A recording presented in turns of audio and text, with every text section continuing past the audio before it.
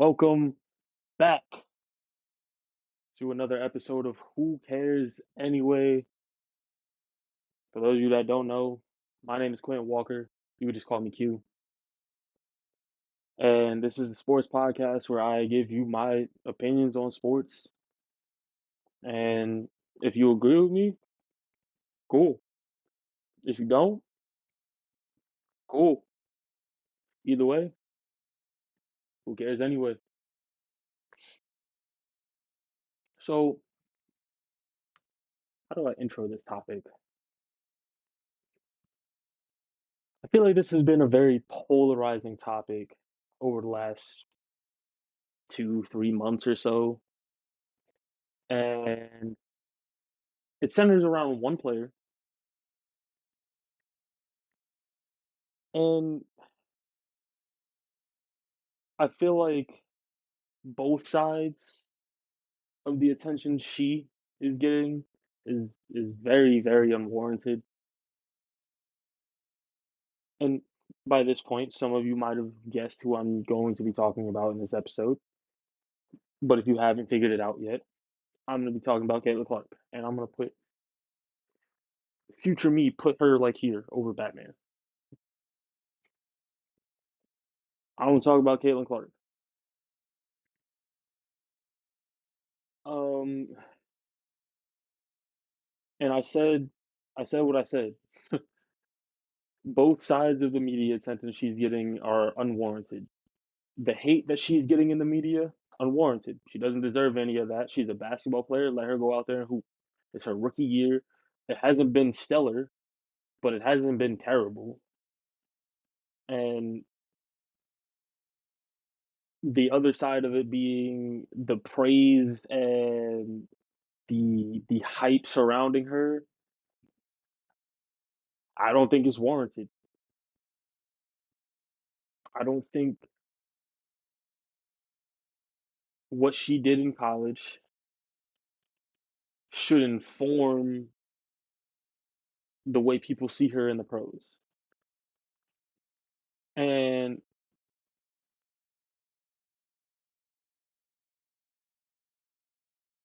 let's start by saying this. First off, she's unaccomplished. She's done nothing in the W, and it, it's crazy to me that that other players like Asia Wilson, Brianna Stewart, Sabrina Ionescu, Brianna Stewart, by the way, who's the reigning MVP in the W. Asia Wilson, by the way, who's a two-time champion in the W.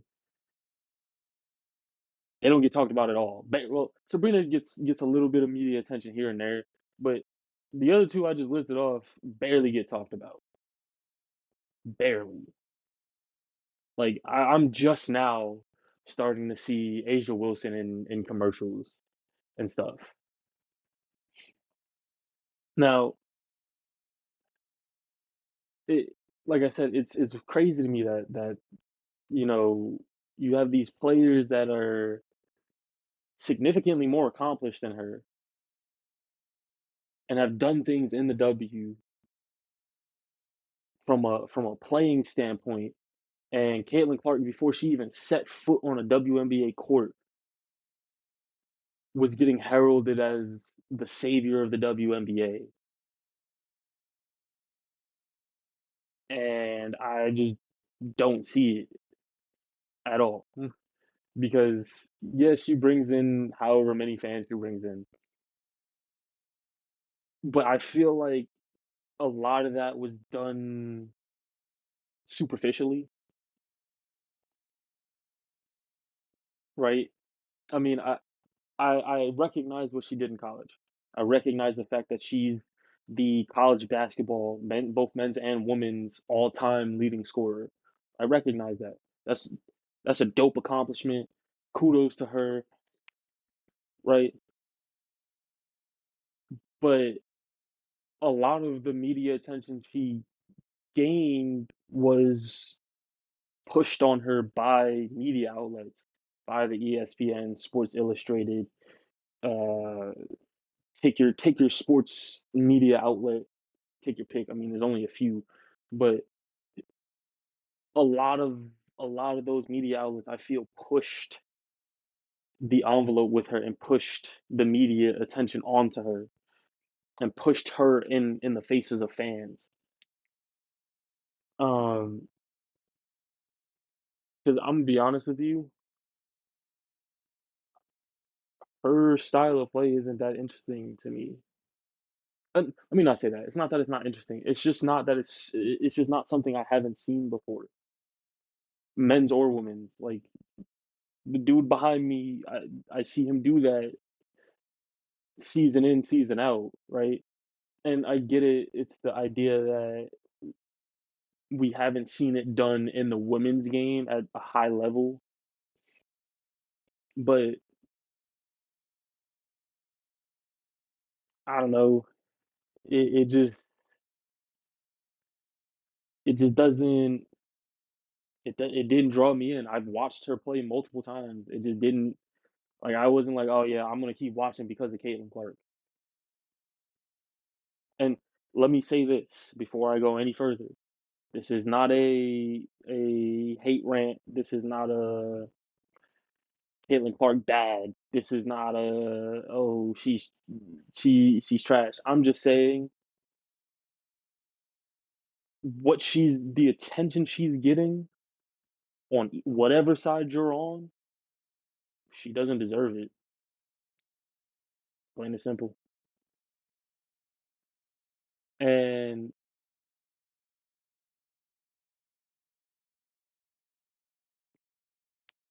like I said, with Asia Wilson, that's a two-time champ right there.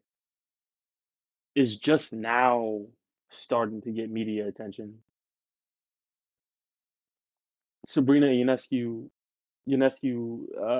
it took her until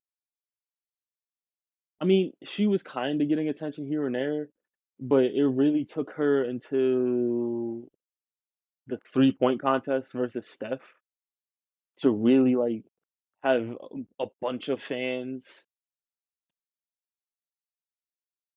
like see her face. Um, and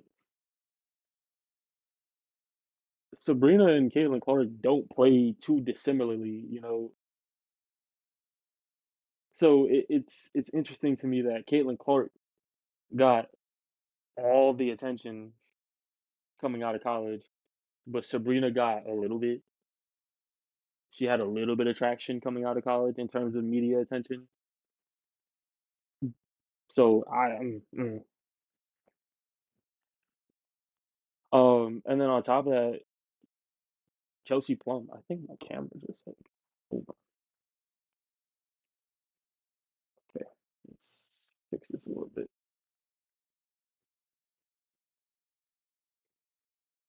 That's a little better. Anyway, I told y'all last week I ain't cutting none of this out. Uh, this is all getting left in. We are 100% transparency here. 100%, 100%, 100%, 100% authenticity here. So, as I was saying, Kelsey Plum, the former now second all-time leading scorer in women's college basketball, before Caitlin Clark broke the record, when she came out of college, I don't remember her having a whole bunch of media attention surrounding her. I remember seeing clips here and there of her, but I don't remember it being like everywhere I looked on ESPN's Instagram or if you follow ESPNW or on any other social media, any other sports social media outlet. I don't remember seeing clips of her everywhere. It's become this thing where it's really an inevitability that when you talk about women's basketball, you're gonna have to talk about Caitlin Clark. Um,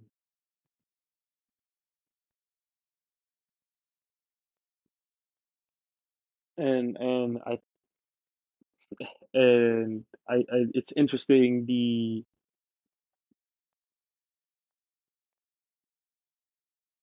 I guess in a sense parody or I don't want to say duality. It's not the right word. Like parody is the best way to explain it. Where this isn't the first time we've seen a college basketball player have a great season in college for their last season. And for Caitlin Clark, it was really a 2-year run. But this isn't the first time we've seen a college basketball player have a great season and then go into the draft and have all this media attention surrounding her, surrounding them. Let me not just say her, but surrounding them. And then they get into the pros and their first year does not look great at all. If you know who I'm talking about, you know. Um, and I think, and I'm gonna say this, the player who I'm comparing her to, I don't think he was deserving of the media attention he got either. I think yes, he's a human highlight reel, but that's to me, that's all he was coming out of college. I think in the NBA, he started to develop his game a little more now, but when he was in college, he really was just a human highlight reel. Why do I keep off centering? Live editing. Um, I just think that the media attention needs to be walked back just a little bit, just a little bit. And not because she's not a good player. That's not the case here. She is good. I just don't think she's what everybody is making her out to be, right? And I made the comparison earlier to Steph with their play styles. Their play styles are very similar, but I think the narrative surrounding the two was completely different, right? When Steph really started to come on the scene, he really started to kind of make a name for himself. What was that around like 2013-ish, 2013, 2014? When he really started to start shocking the world and setting the NBA on fire, the narrative around him was that his style of play wouldn't work. It wouldn't work in the NBA. It wouldn't lead to success. It wouldn't be it wouldn't be basically it wouldn't be what it is now, right? And that it was gonna it was a fad. It was gonna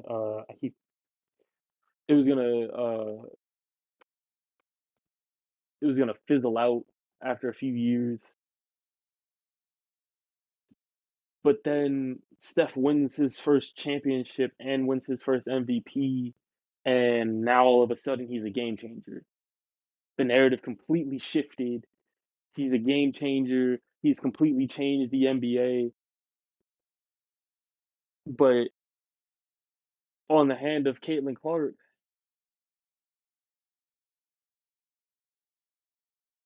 there is no. I mean, yes, there's hate. There are a lot of people that do not like Caitlin Clark. I am not one of them. I just simply think that she's getting very unwarranted media attention. But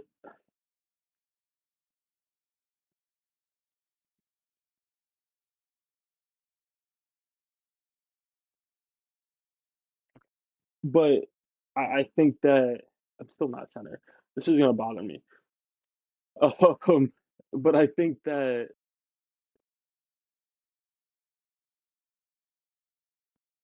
when you look at Caitlin Clark, outside of a few games, I want to say outside of like half of her games, she's been super inefficient, like extremely inefficient, and she's shooting 37% from the field and 33 from three. Those aren't great numbers. for somebody that's supposed to be not only a scorer but a shooter as well, right? And I just think that it doesn't the math ain't mathing. Like it doesn't make any sense how she's garnered all this attention with a play style that's been seen before, and we're just not talking about anyone else. Like we're not giving flowers to anyone else. Like never mind, the Diana Taurasi's of the world, the Sky Diggins Smiths of the world, the Enrique Ugambawales of the world, the Brianna Stewart, Sabrina Ionescu, Asia Wilsons of the world. You know what I mean? Like never mind those players. Like those players don't exist, I guess. Um, because to me, it's like it's just like she once she got hot and did what she did in college, everybody else ceased to exist. And there are players in the W that should be getting talked about that just aren't at all. But here we are, night in, night out, talking about Caitlin Clark. Like it's inescapable at this point. And I think she's only had maybe two really good games that match the attention she's getting.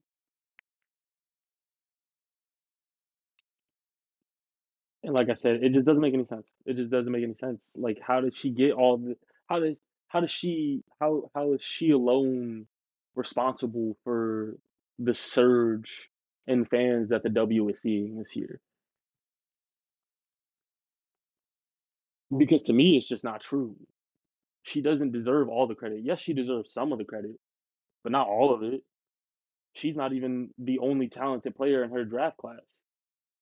You have Angel Reese, Camila Cardoso, Cameron Brink, Rakea Jackson, Aaliyah Edwards, and these aren't just I'm not just throwing out names. I'm not just throwing out names. I've watched these players play. We could even talk about Elisa Peely. I've watched these players play, and I when I watch them play, I'm like, okay, those are really good players. I watch Caitlin Clark play, and I'm like, she looks average on most nights,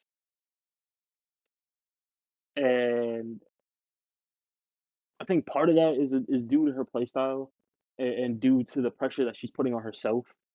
And I'm gonna talk about that in a little bit. But I think I just think that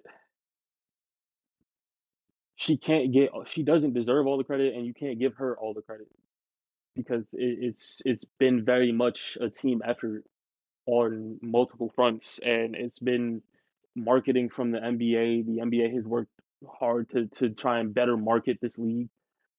Um, it's been you have other talented players that are gaining attention and are definitely uh, pushing the league into the forefront.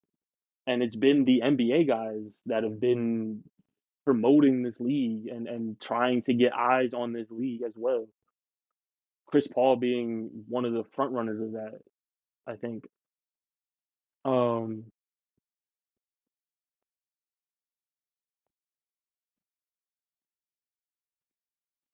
and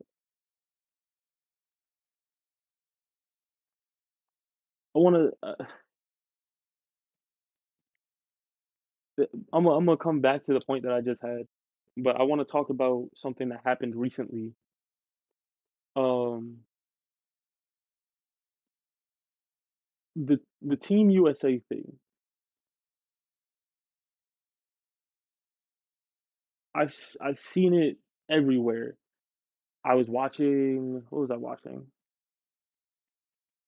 I was watching some game on ESPN, and at the bottom ticker crawl, at when it got to the top news section, the second thing in that section was Caitlin Clark left off a women's USA team.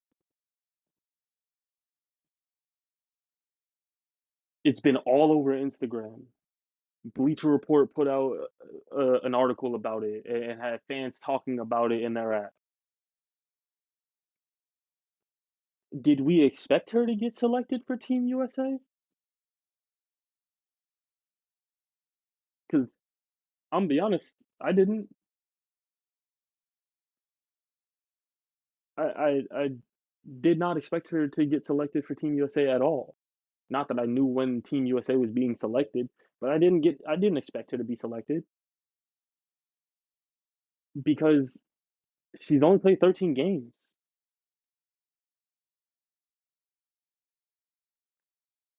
She's only played 13 games, and like I said before, at the top of this, she's unaccomplished. She hasn't done anything. You have so many other players in the W that are worthy of that Team USA selection that have worked their way to get selected for Team USA and have paid their dues in a sense. And I'll throw up a screenshot of the entire roster, but I just don't see how people thought she would have gotten selected. And Team USA, well, and and USA Basketball themselves came out and said, yeah, she didn't get selected because she's inexperienced. She doesn't have anything under her belt. She doesn't even have a full season of pro basketball under her belt. So why would she be selected? And to go back to my point on her style of play, I think from what I've seen of her in the pros, granted, she's playing on a team that was literally the worst team in women's basketball last year. The worst team in the W last year. I think she plays too much hero ball. I think she tries to do way too much on her own, and there are multiple you can go find them. There are multiple clips of her having a double team sent at her and still taking the shot like she's in college again. And it's like, and I think as the season has gone on, she started to change her play style just a little bit and change her shot selection just a little bit. But I don't see how that promotes winning if you're going out with the mindset that I'm gonna take every shot and I can make every shot, no matter what the defense looks like, right? And and this reminds me of a Instagram post that I saw a few days ago. Water break.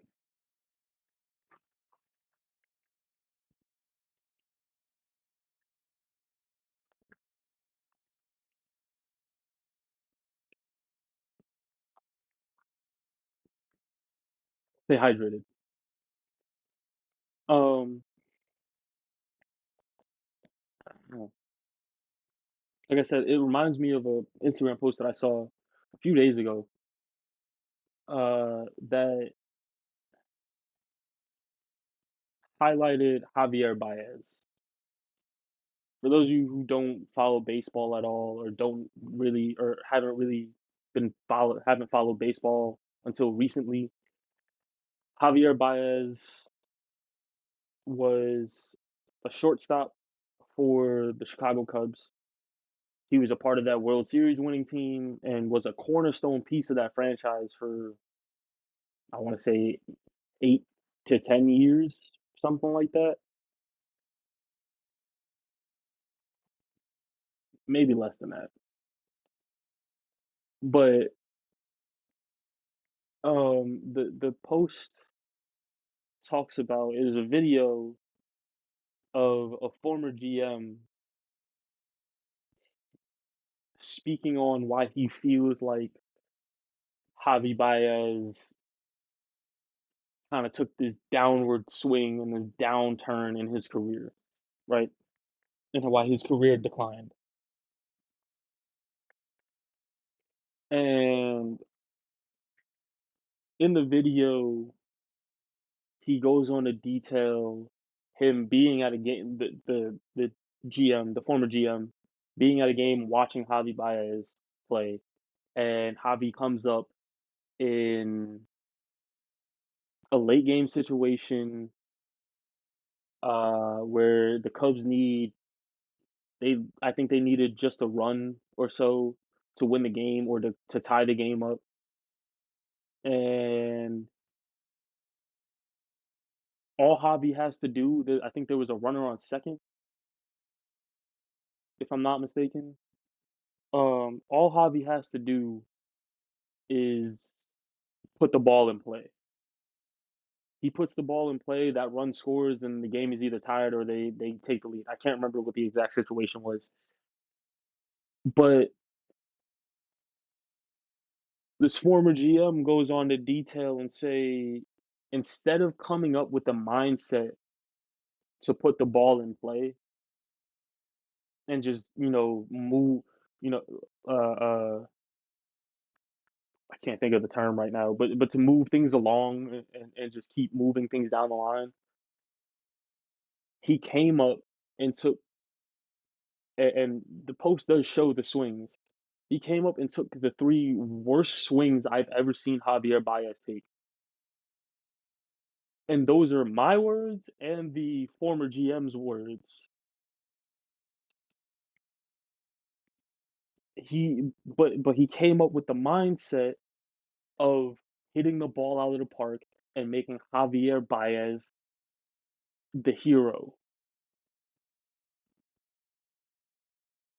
And the former GM said something that really stuck, and I was like, maybe that is why his career played out the way it played out after they won, because he was so caught up in Javi Baez that he stopped caring about the Chicago Cubs and stopped caring about his team and his team success.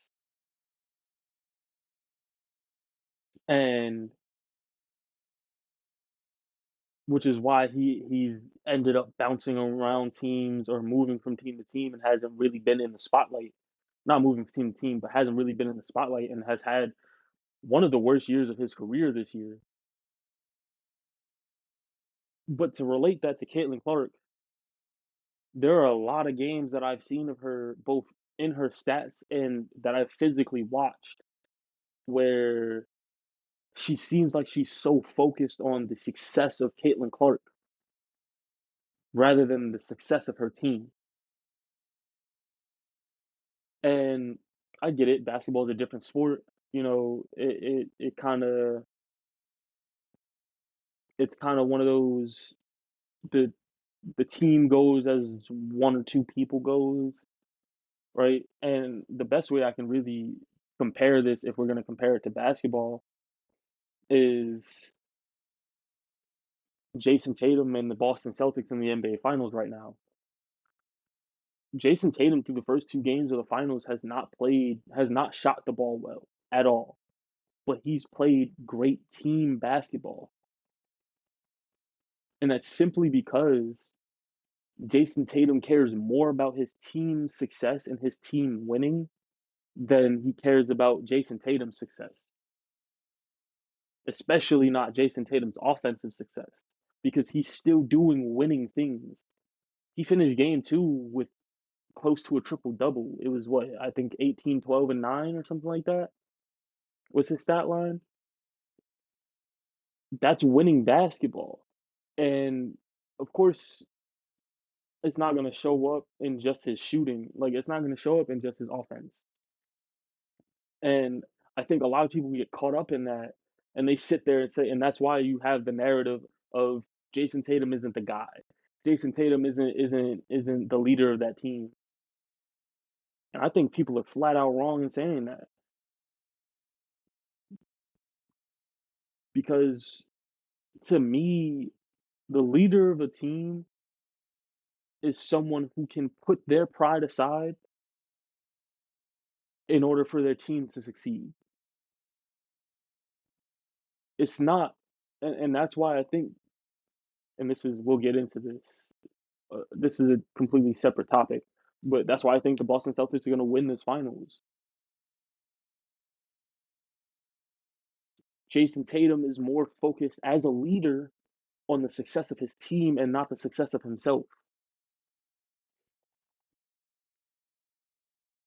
But to bring that back to Caitlin Clark, and I think she started to do this over the last few games or so, but I feel when she first came in, she was so focused on the success of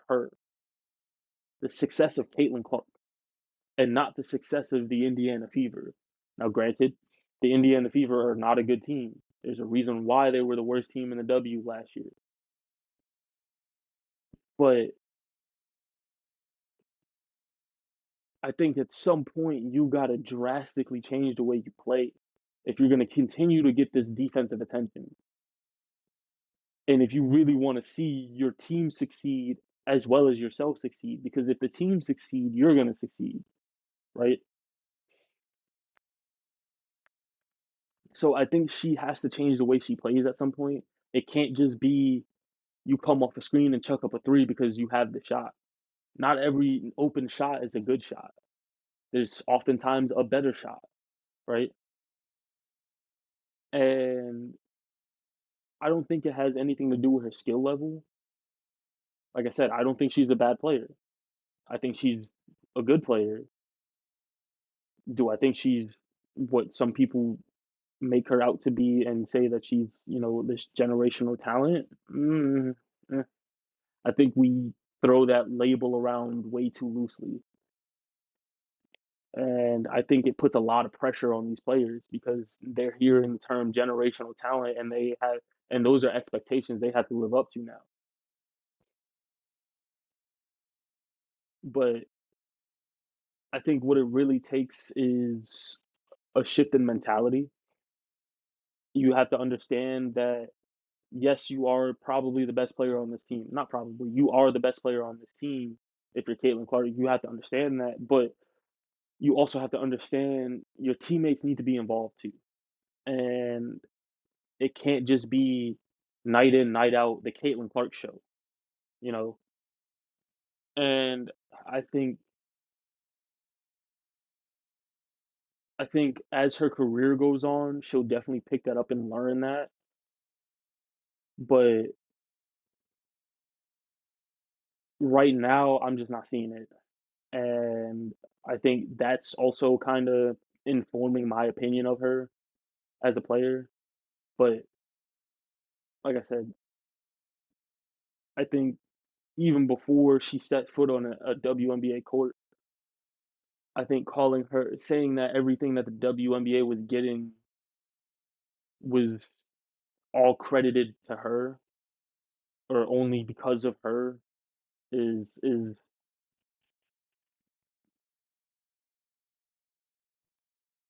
ignorant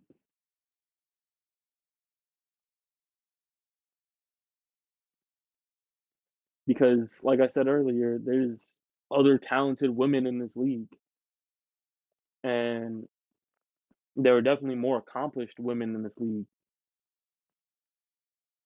So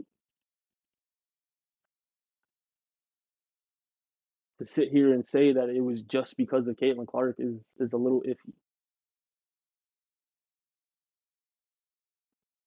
And me personally, she's not even the reason why I watch WNBA games.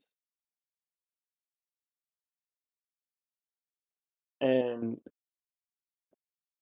I'm gonna be honest. I think the attention she is getting is to the detriment of not only the senior players in the W, but also the other rookies that came in with her. And I think some of this stemmed back to college as well because I recall vividly watching the women's tournament and hearing a commentator say, you know how like you know how they give like the slate ahead, and he was listing off the games and make of this what you will, but the commentator was listing off the games, and Iowa had a game the next day, and he said Caitlin Clark and the Iowa Hawkeyes versus so and so. Then UConn's women's team had a game the next day, and he said Paige Beckers and the UConn Huskies versus so and so. Then he got to USC and said the USC Trojans versus so and so. And it struck me as weird because the USC Trojans had the best freshman in women's college basketball last year by the name of Juju Watkins.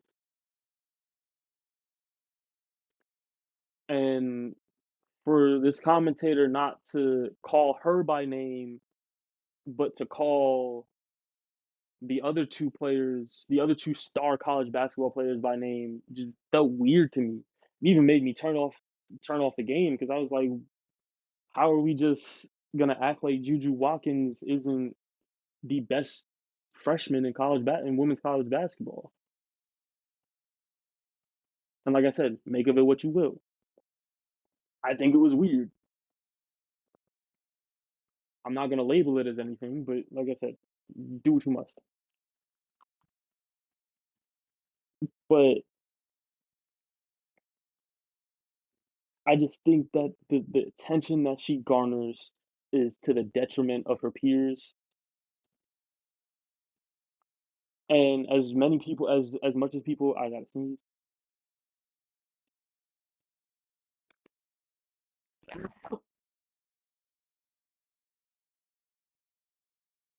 Did you say bless you? I hope you said bless you. If you did, thank you. If you didn't, uh, um,